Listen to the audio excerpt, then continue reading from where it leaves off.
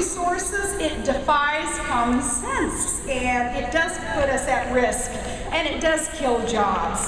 And here again, South Carolinians, you know this, you know that. Again, your state motto is, while I breathe, I hope. You know, your other state motto, it happens to be prepared in mind and resources. I think that's providential too. You can tweak that a little bit for the greater U.S. and realize that it can be said to use our minds, develop our resources, and leadership does need to use its mind and then act on the resources that we've been blessed with. Part of passionate faith involves acting, doing something with what God has provided us. We have to act. We have to move. God doesn't drive parked cars. He expects us to get out there and do something with what He has given us, rather than asking others to do it for us.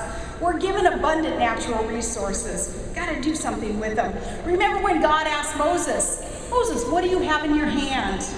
And then God used what Moses had in his hand. Could He be saying to us, America, what do you have in your land? Use it responsibly. I gave it to you. Why are we relying on others to provide for us what God has already provided to us?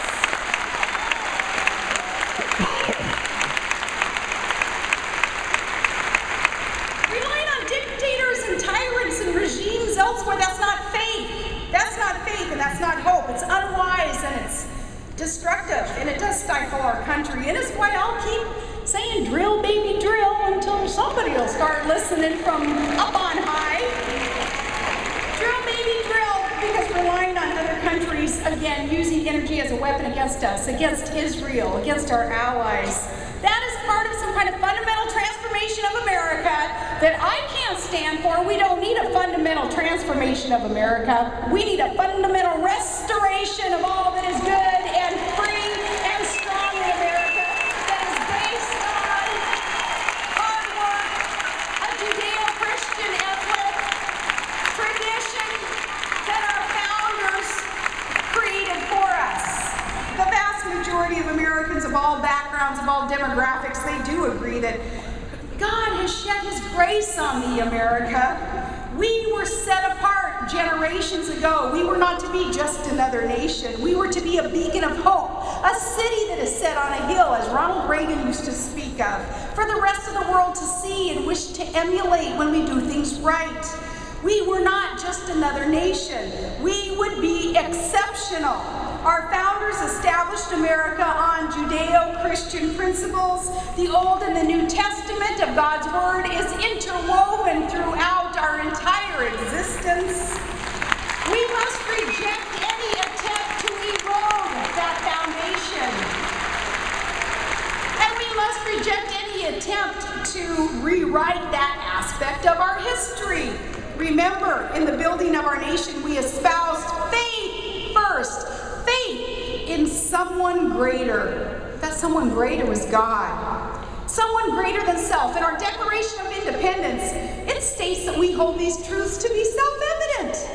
That all men are created equal and that are endowed by their Creator with certain unalienable rights.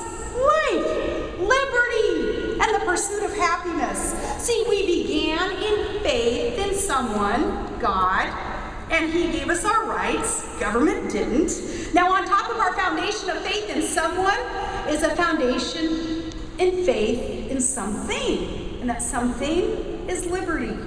It's amazing, though. What our founders viewed as self-evident has become less and less evident to people who believe that government, politicians, that they have the authority to limit our beliefs and to control our conscience. That wasn't our founders' intentions. And it took faith on their part, on the founders' part, to embark on this whole idea of America. And America is still synonymous with freedom. And as faith is bound to hope, so America is bound to freedom.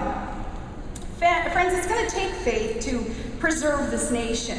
And preserve it we will, because we're determined not to squander all that we have been given. So this theme of faith, Whether we're contemplating our personal or our national or even our global problems that are in front of us, the solutions, as we contemplate these problems, the solution is the same. It's that faith is the substance of things hoped for, the evidence of things not seen. We don't know what the future holds, but we can know that faith is substance. It is real. It will not fail, which means you will not fail. History, our own and our nation's, proves that out. Let me leave you with this, because we got to be real. And there are times when we just don't feel any passion at all. You know, then what do? How do you drum it up? How do you feel when you're feeling empty?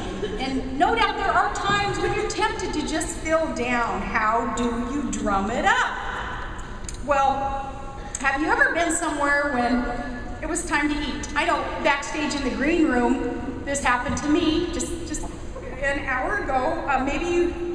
Maybe it's time for you at home though to cook something. You plan to cook, it's your turn, or maybe you make what you make best, and that's reservations. You're ready to go eat, but you just don't feel it. You're not hungry, you're no appetite. And then strangely though, as happened to me in the green room when somebody walked by with a cart of Chick-fil-A.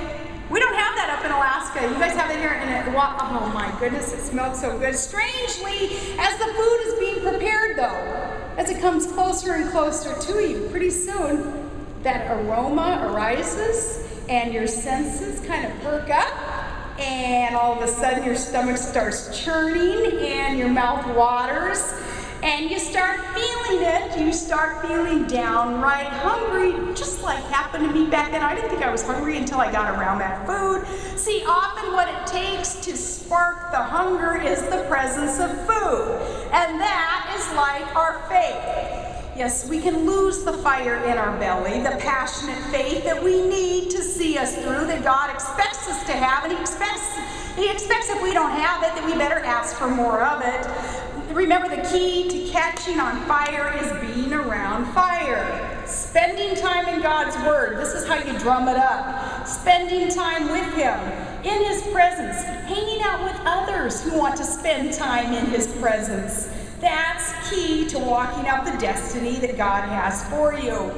With the ebbs and the flows and the questions and the answers, I know that as God has allowed me to take an amazing journey, I have come to see each situation around me as being kind of put together as part of the puzzle. Same with you. Purpose, with a plan for your life. Know that you have been called for such a time as this. Know that you have been called to make a difference in this tumultuous world that we are in. Know that there will be challenge after challenge. You'll have your exhibits A through Z, but you'll come through victoriously because you decided to walk by faith, passion and faith. And just watch as you, extraordinary women, as you share your story of passionate faith, others will be changed. They'll be blessed as their faith, it ignites. So I say, as Bristol would say, the critics are going to criticize anyway, you might as well dance. Say, God bless you, extraordinary women, and God